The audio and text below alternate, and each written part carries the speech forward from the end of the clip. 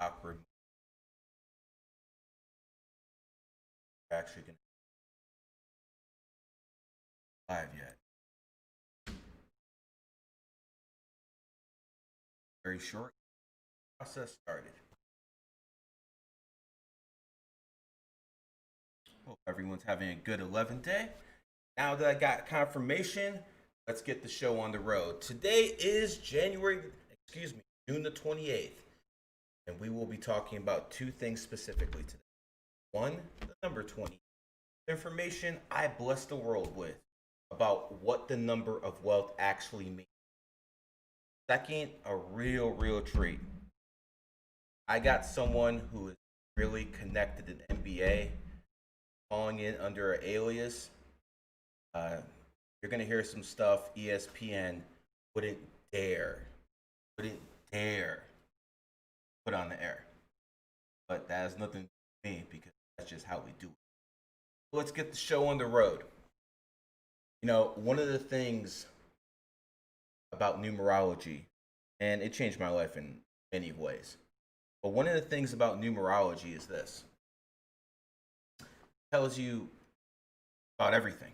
There's nothing numerology doesn't cover. That's why I always tell my students that we are the experts by default at everything else because we're expert numerologists.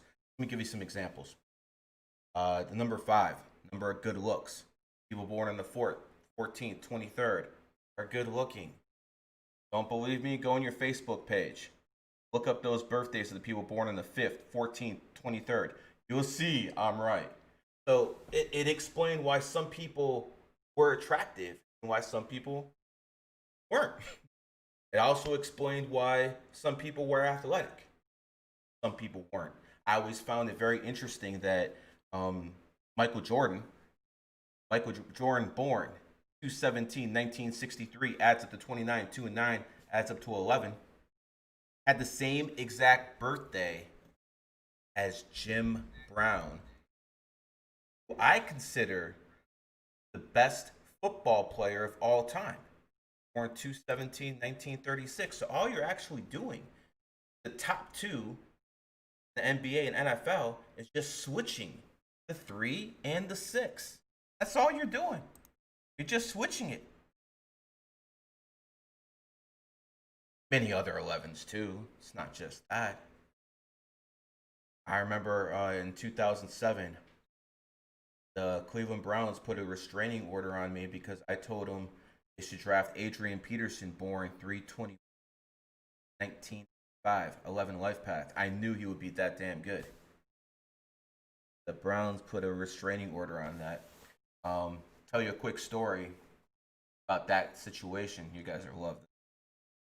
So about 2007, I get a phone call, and this gentleman says, "My name is Lou Marletti. Do you know who I am?" Oh, like, look me up. I'll call back in 10 minutes. Never got a phone call like that. Well, Mr. Lou Marletti happened to be the former head of the Secret Service under Bill Clinton. Marletti called back in 10 minutes, and this time I said, "How you doing, sir?" And he basically told me, "What do you want with the Browns?" His new job was head of security for the Browns. He ended up being some kind of vice president. He's been out of there. But like, listen, the Browns don't want to listen to you. I'm like, I know something.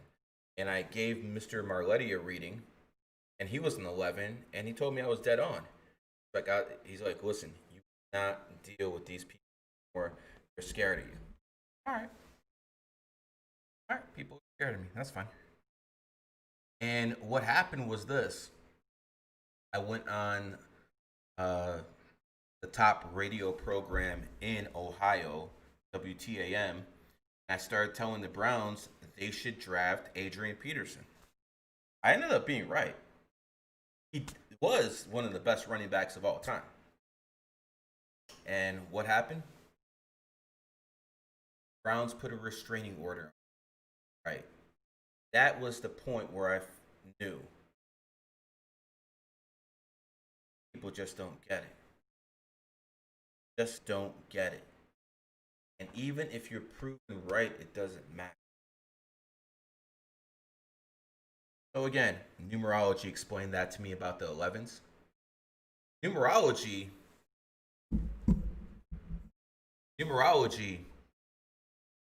also told me why some people are rich, some people weren't. See, all the numerologists knew 8 was the number of money. How the Chinese started Olympic Games on 8/8/2008. All Chinese, have auctions to have their license plates and all 8s. They pay insane money to have something like that happen.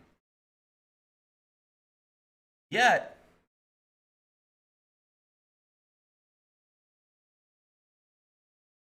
no one knew anything about the 28 until I pointed it out.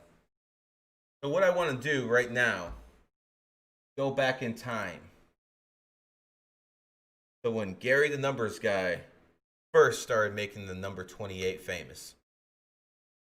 Olympic Games on 8/8/2008 at Numbers Guy. I'm a numerologist astrologer out of Cleveland, Ohio, and this Olympic Games on 8/8/2008 at exactly 8:08. My name is Gary the Numbers Guy. I'm a numerologist astrologer out of Cleveland, Ohio, and in this video we will be discussing money and why some people like Bill Gates happen to attract money and why most of us don't. You see, the key to this is the number 28.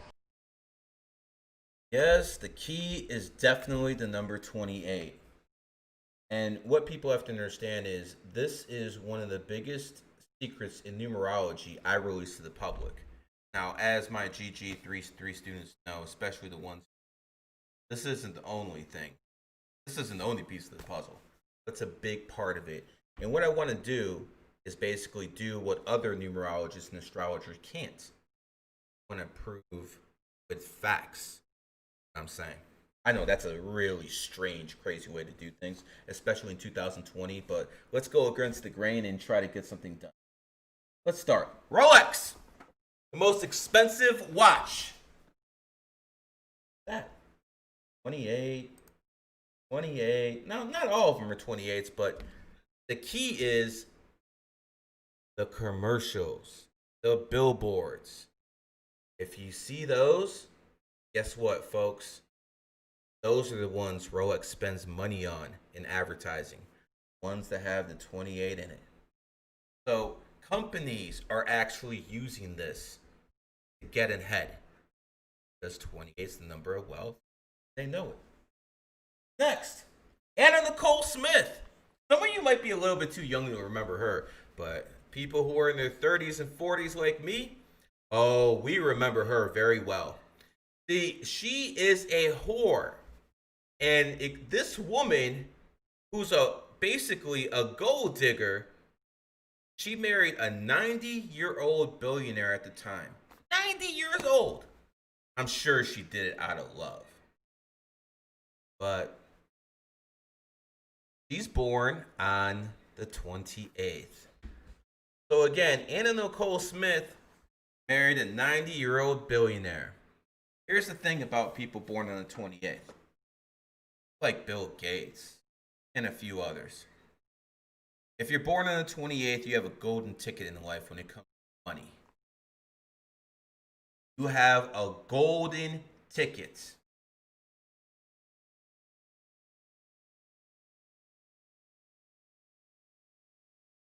Some of the richest people I've given readings to, their kids are born on the 28th. They didn't have C-sections on purpose, like some people that have their kids born on the 28th. Just worked out that way. Now, there's obviously millions of people in the world, and there is obviously not all people born on the 28th are rich. That is true. I will not debate that. But what I will tell you is this. People born on the 28th, whenever they need money, somehow it comes to them. Whether it be a lottery ticket that I know someone hit for 10K born on the 28th, that one made me upset. Not like 10K is a lot of money, but the fact that this dude just buys a scratch off for 20 bucks and hits it for 10K because he's born on the 28th. That one pissed me off. But what you have to understand is this. People born on the 28th, whenever they need money, will come to them. Maybe a relative dies and they get inheritance. Maybe they find 10,000 in the coat pocket. Maybe they get a bonus come in. Somehow, some way, it's coming. And as someone born on the 28th, whether they're rich or not, and in most cases, they're going to have more money than most.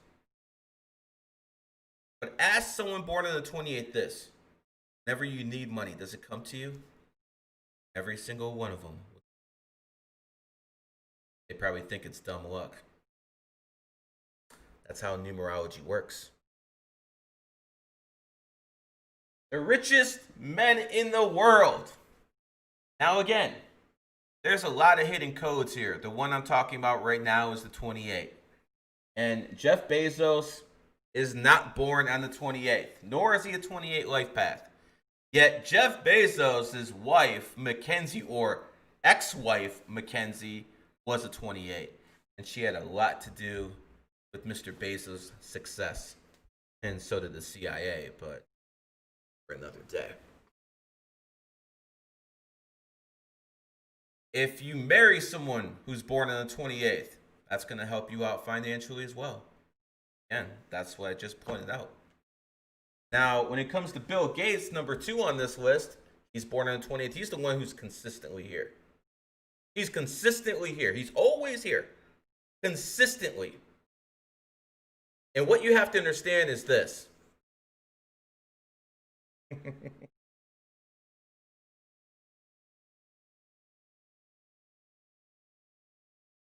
People born on the 28th will always be on the richest list. For God's sake, the capital B is 28. I'll give you an example.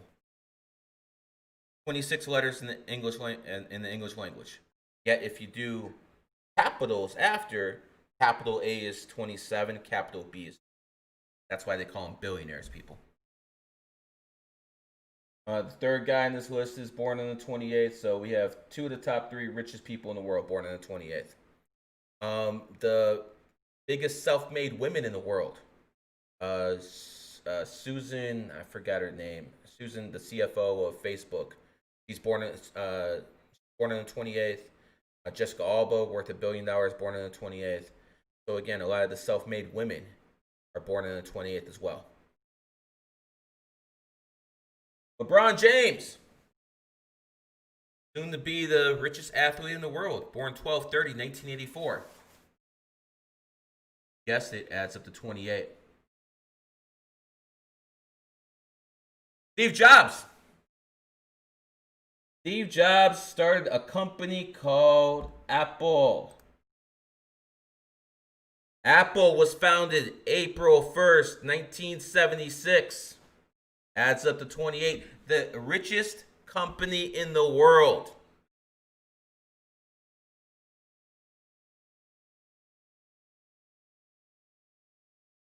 And what you have to understand is it doesn't end there.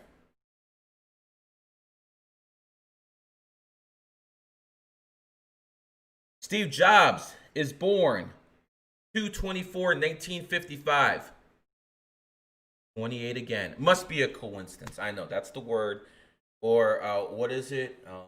Predictive programming, or whatever these people say out there.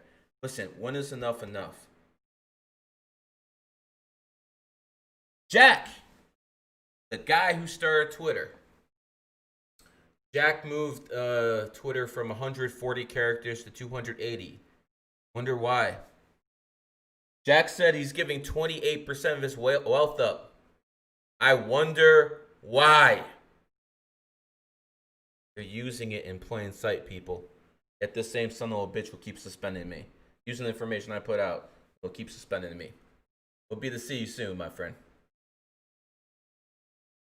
The most valuable sports franchise in the world.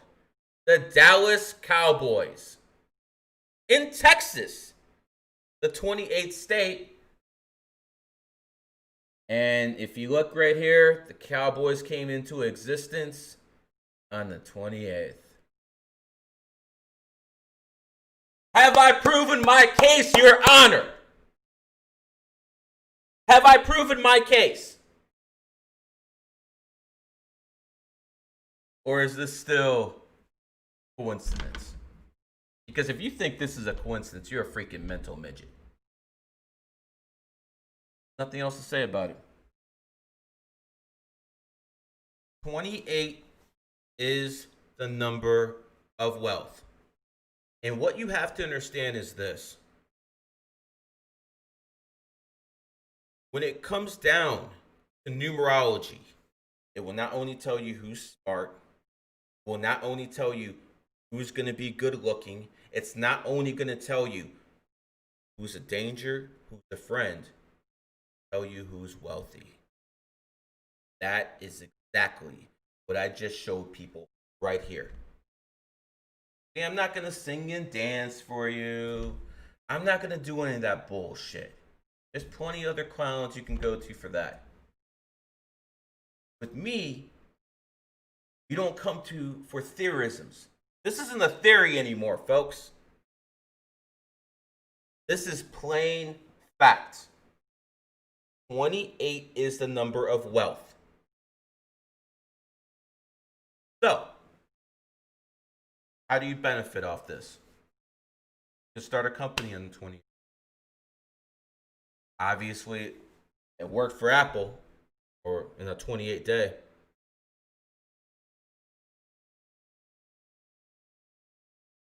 You can do a lot of stuff with this.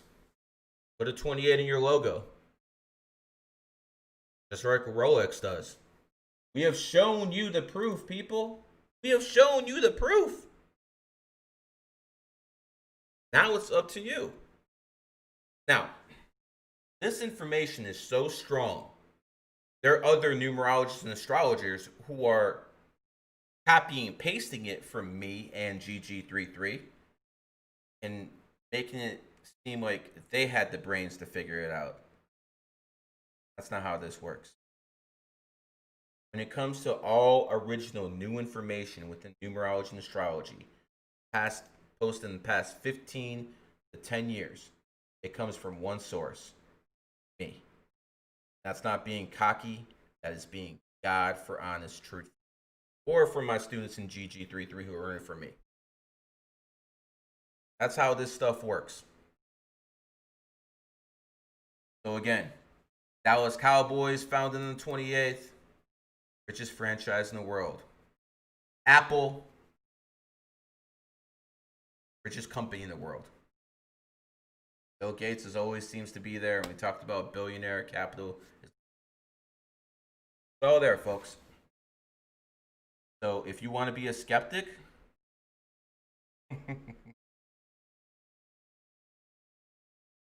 may God forgive your ignorance, because I won't. Catchy phrase. Anyways, we had our fun, and now it is time to bring on our guest, the NBA insider who I really can't reveal his real name. Get started.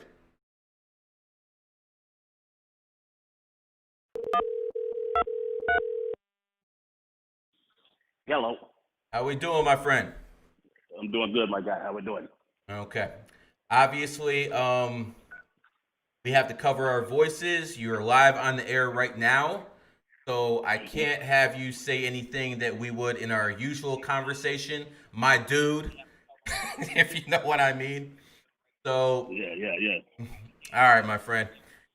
Tell us a little bit about what you have actually been around in the NBA without naming names. Oh man, I've been around some of the best teams. I've been around some of the biggest stars and franchises, and I've seen it all, my man. Let me ask you a few questions that most people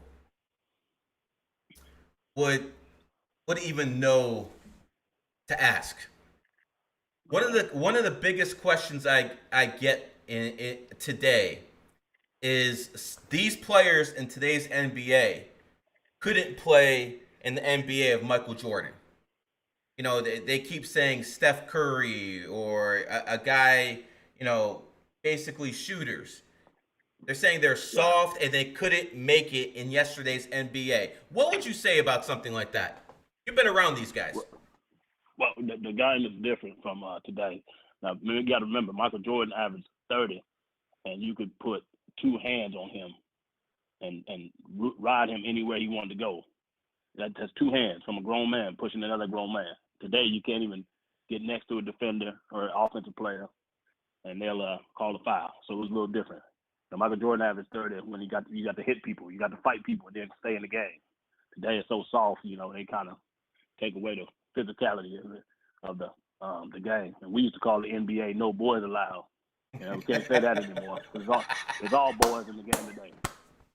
That's literally what we used to call it. It used to be "No Boys Allowed." And the difference between today's game, you can't.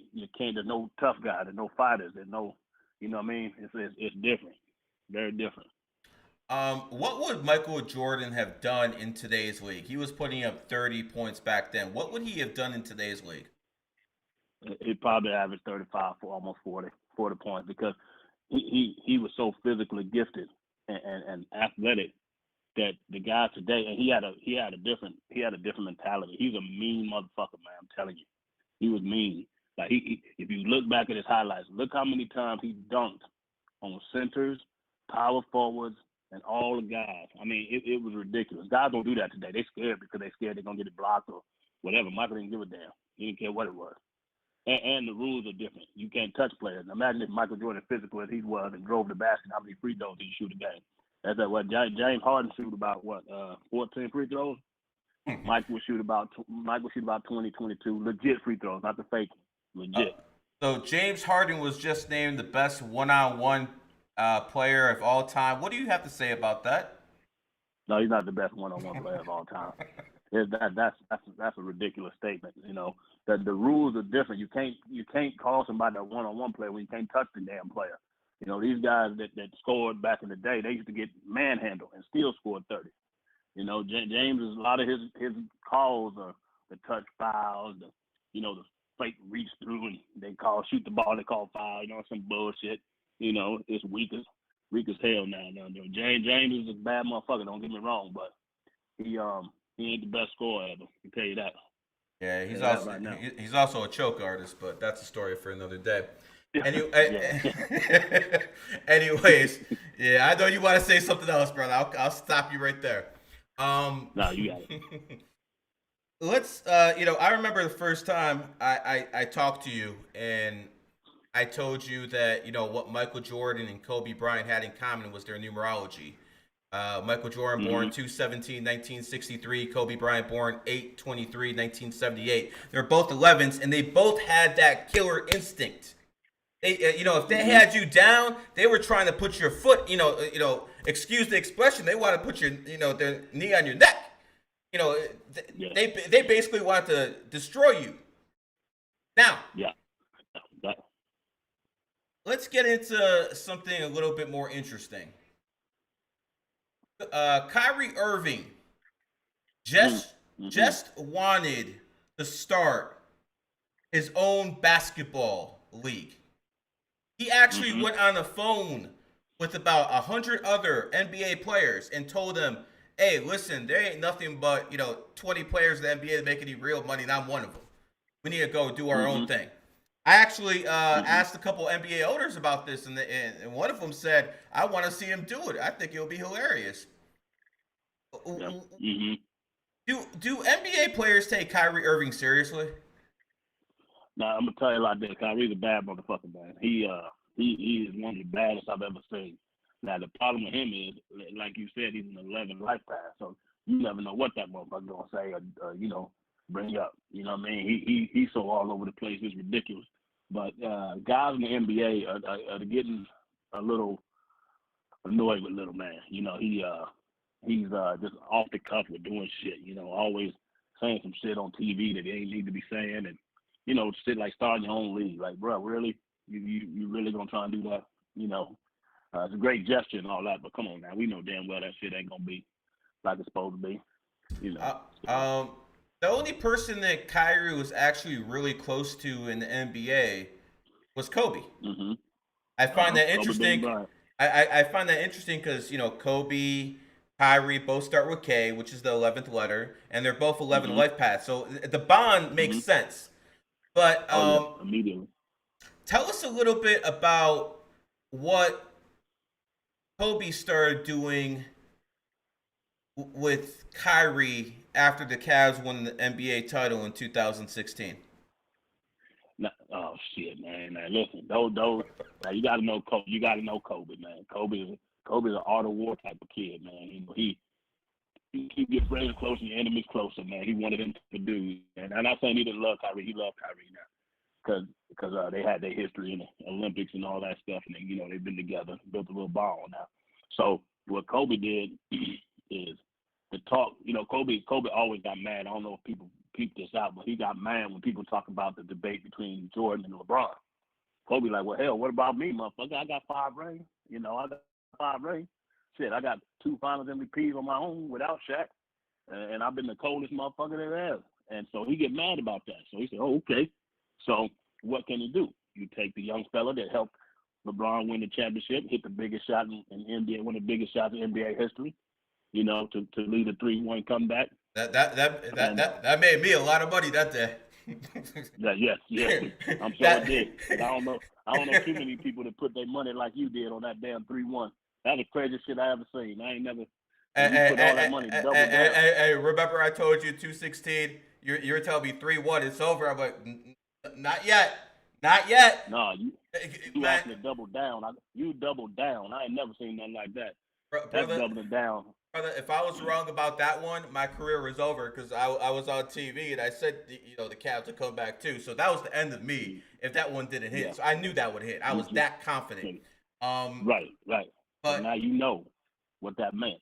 Yeah, well, they're coming after me hard right now, brother. You know that. Anyways, they are. So now you got the Cleveland winning. That's LeBron's 3rd championship now. He won it in Cleveland. So that's 3 for him. Now Kobe got 5. So now with Kyrie being with LeBron, they got a chance to win a lot more.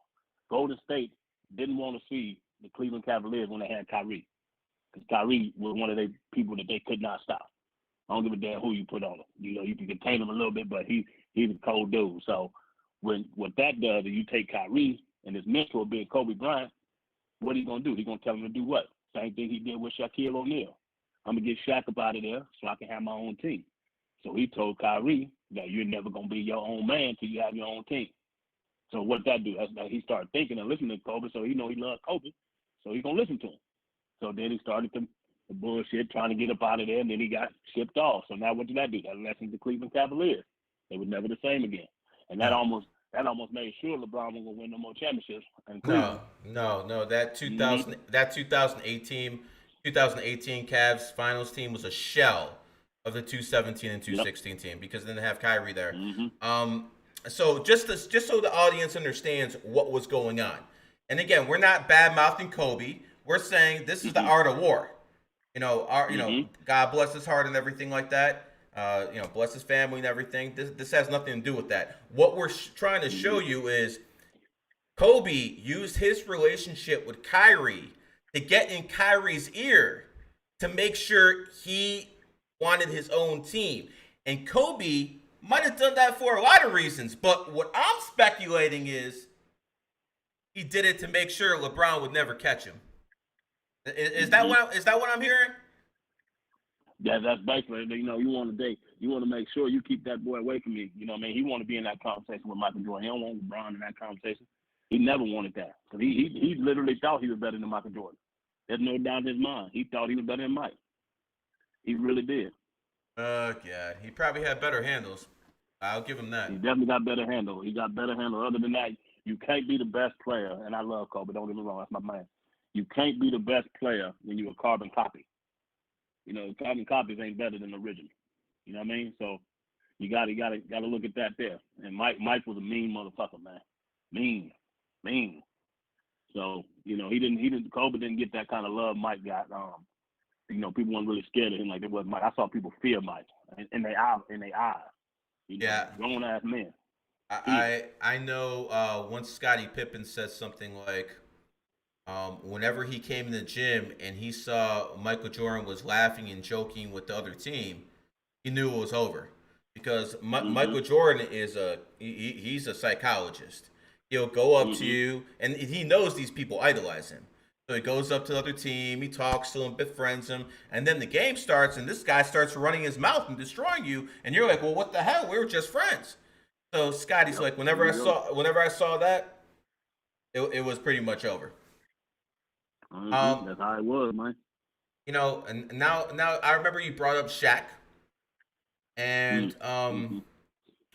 there's a lot of things that came out about Shaquille O'Neal. He's been with 6 different teams.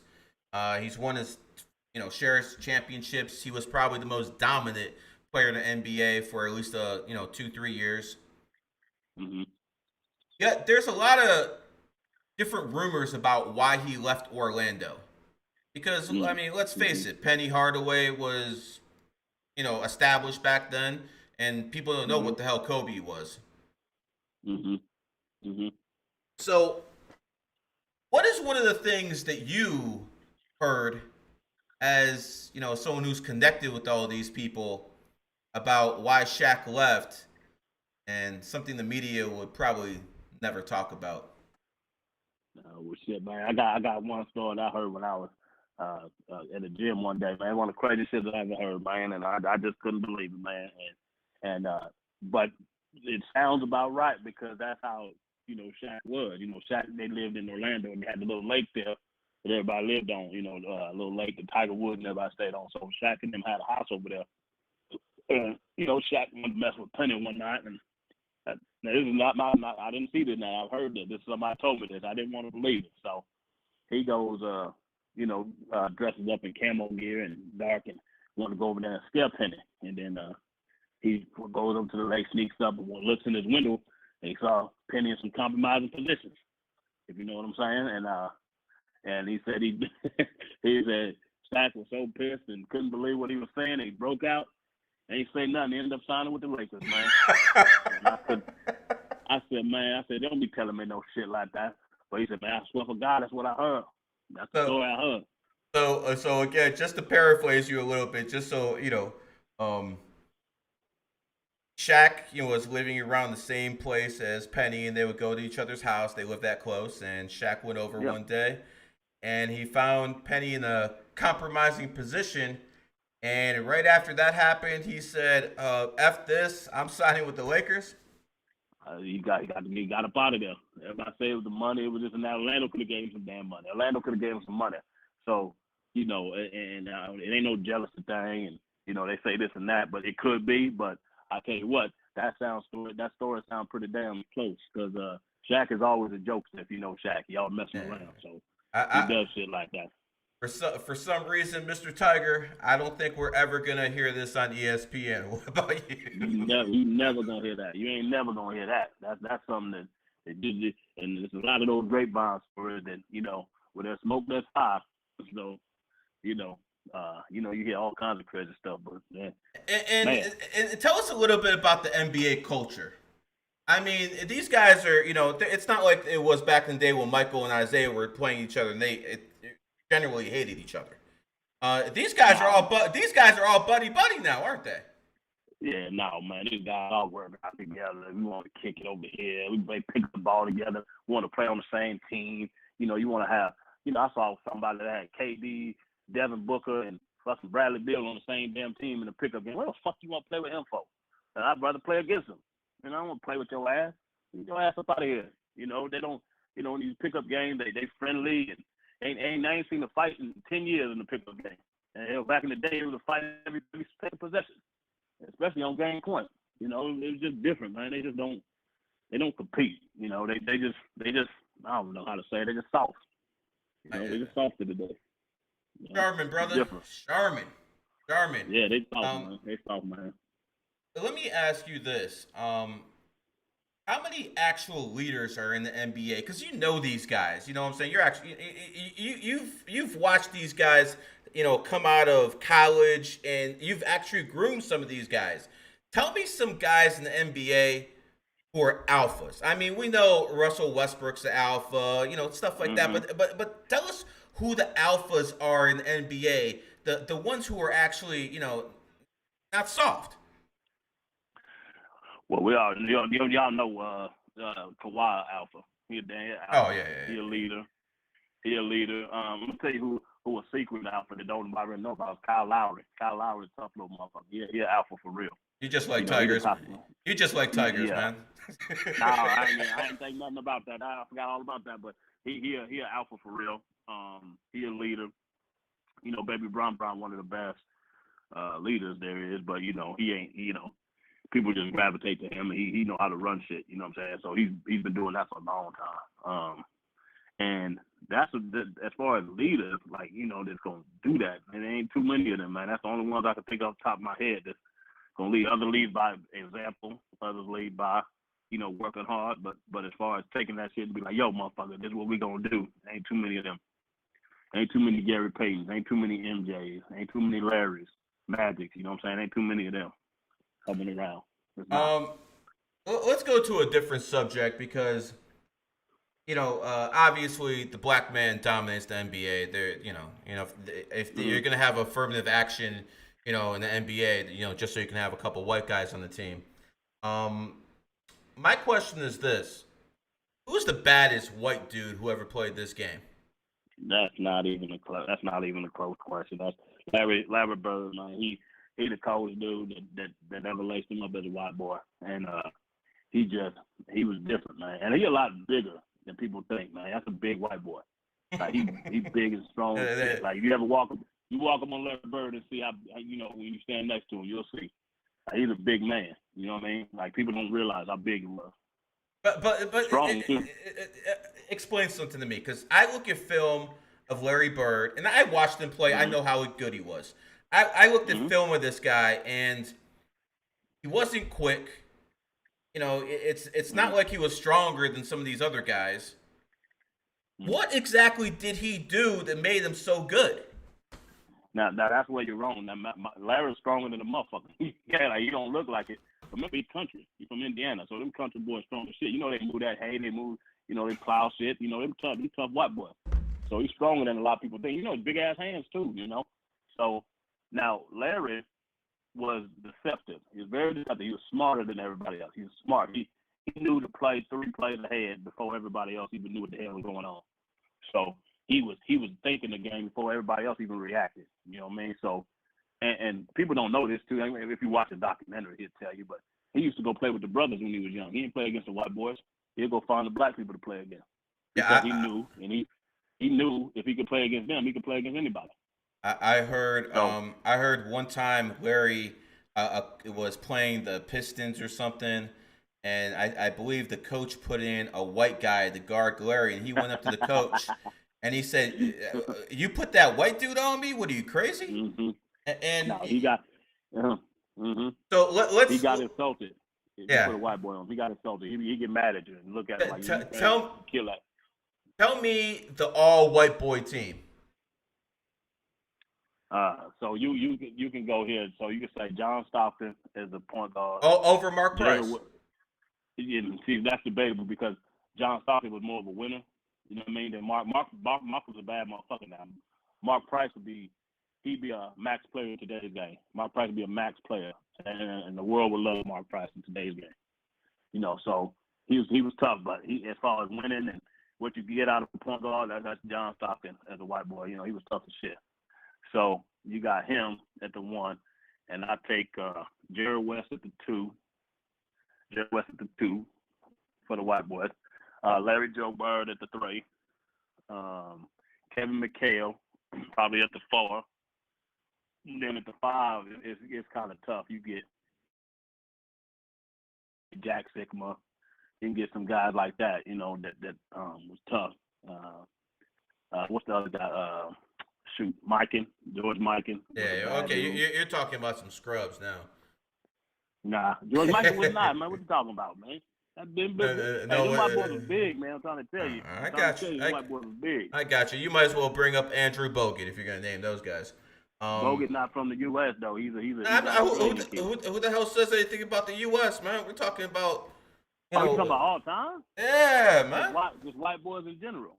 Yeah, white boys in general. Well, hell, shit. Well, yeah, shit. You're gonna put Dirk Nowitzki at the 4, and then you put Sabonis at the 5. Now beat Sabonis. How lucky was Mark Cuban that he got Dirk Nowitzki? You know, I'm still mad at Mark Cuban because he fucked up a lot of championships for Dirk. You know, he motherfucking traded Steve Nash. I wanted to kick his ass when he did that shit. You know, you trade Steve Nash, you had Dirk struggling for years, man. But Dirk, he lucky he got Dirk. Boy, it saved his damn legacy. Well, Dirk is born 1978, a horse year. Mark is born 1958, a dog year.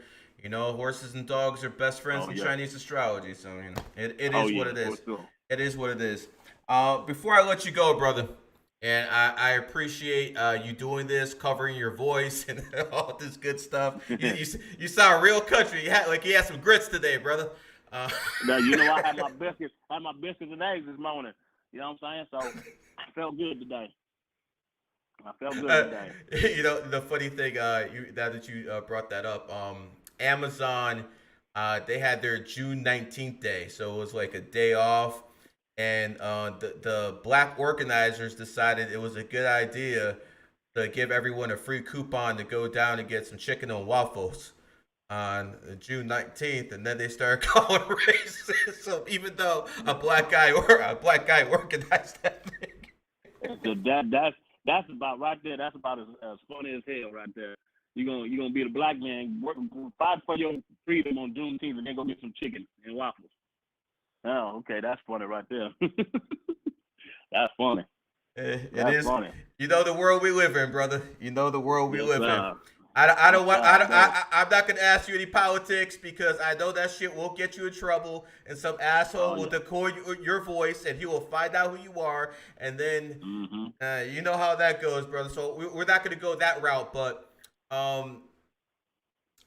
tell us one thing before you go about